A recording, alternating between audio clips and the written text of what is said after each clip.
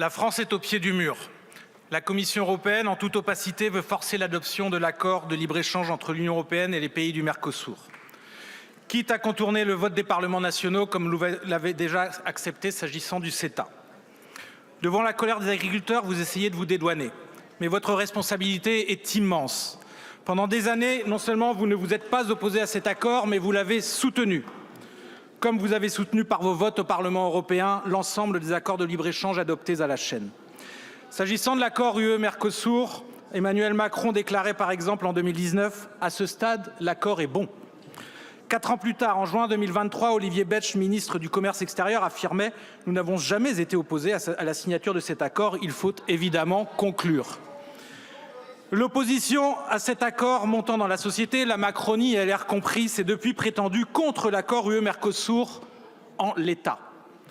Ou tel que l'envisage la Commission, pour reprendre votre expression, Madame la Ministre. En l'état, c'est-à-dire que vous soutenez le principe de cet accord, arguant qu'il suffirait de l'améliorer un peu. Depuis des mois, vous prétendez donc l'améliorer par l'ajout de clauses miroirs et quelques vagues engagements relatifs au respect des accords de Paris pour le climat. Mais c'est se moquer du monde. Les négociations sur le fond sont achevées. Les détails du texte sont opaques. La Commission, en toute illégalité, en refuse l'accès aux parlementaires européens. Rien n'est vérifiable. Et quand bien même elles seraient inscrites dans le texte, ces clauses miroirs sont pour la plupart inapplicables dans les faits. Aucune clause miroir ne changera le cœur d'un accord qui vise, dans son principe même, à mettre en compétition des modèles de production agricole radicalement différents.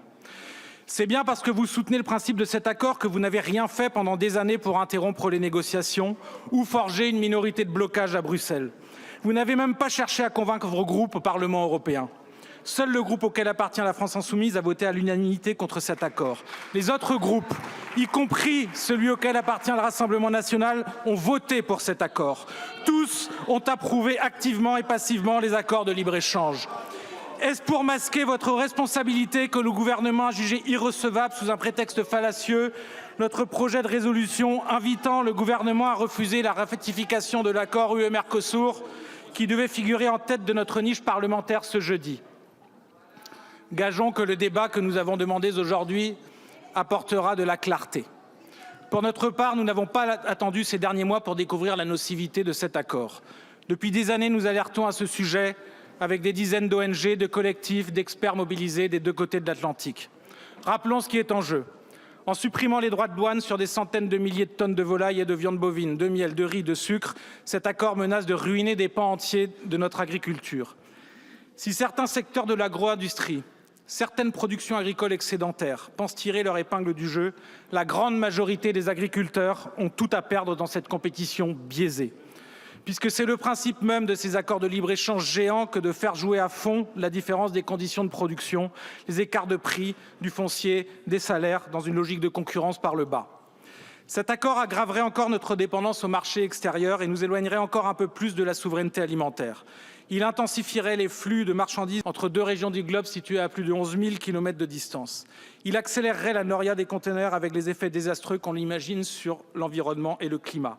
Il accélérerait la déforestation et la surexploitation des sols en Amérique latine. Il renforcerait, ici comme là-bas, la spécialisation économique qui, pour un pays, n'est pas un atout, mais une faiblesse, un obstacle à la souveraineté. Il comporte aussi des dangers pour les consommateurs, avec ou sans clause miroir, puisque, je l'ai déjà dit, celle-ci serait pour la plupart inapplicable. Un exemple. Il y a 15 jours, la Direction générale de la santé de l'Union européenne elle-même a reconnu qu'on ne pouvait pas détecter la présence d'hormones dans la viande brésilienne. Il n'y a pas de bon accord UE-Mercosur possible. Ce projet d'accord répond à un mandat obsolète fixé il y a un quart de siècle. Il relève d'une politique de classe. Il profiterait à quelques grands groupes industriels, à l'agrobusiness, à des intermédiaires qui continueront à se gaver sur les marges au détriment des petits producteurs, des exploitations modestes, des entreprises fragiles. Oui, il permettrait sans doute à Volkswagen de vendre plus de voitures. Il permettrait à l'allemand Bayer, au danois Novo Nordisk ou à quelques multinationales françaises de conquérir de nouveaux marchés. Mais à quel prix pour la collectivité nationale?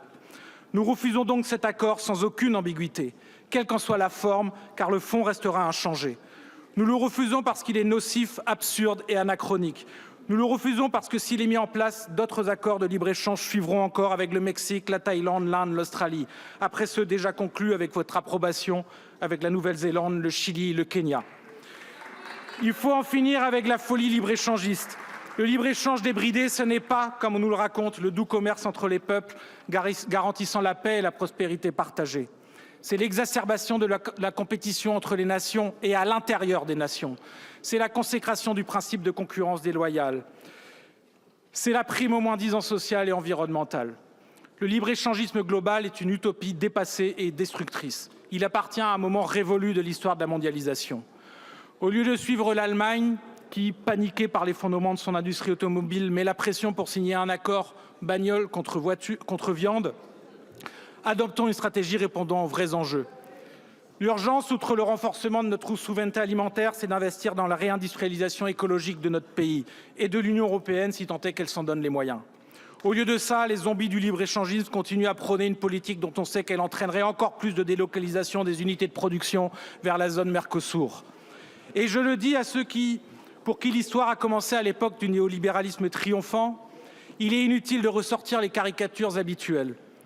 Inutile de présenter les opposants au libre-échange comme des partisans de l'isolement, de l'enfermement, de l'autarcie. Refuser les accords de libre-échange géants, ça n'est pas refuser les échanges de commerce internationaux. Il y avait du commerce international avant ces accords, il y en aura après. Mais il faudra qu'ils respectent les producteurs, les consommateurs, l'environnement. Pour toutes ces raisons, je l'ai dit, il faut de la clarté dans nos débats. Nous n'avons jamais accepté de voter les résolutions proclamant des garanties illusoires pour mieux faire passer la pilule. Et voilà que vous recommencez. Vous vous dites opposé à l'accord en l'état. Et après, quel est votre plan ? Tel que le conçoit la Commission européenne, ce qui veut exactement dire la même chose. Si vous aviez demandé le soutien de l'Assemblée pour vous opposer clairement et nettement à cet accord, nous aurions appuyé votre déclaration par notre vote. Mais une fois de plus, vous le voyez. Vous ne vous opposez qu'à l'accord en l'état. Vous faites miroiter des clauses qui n'auraient au mieux qu'un effet superficiel. Et comme jusqu'à présent, vous n'avez pas mené la bataille au niveau européen, vous n'avez aucune stratégie.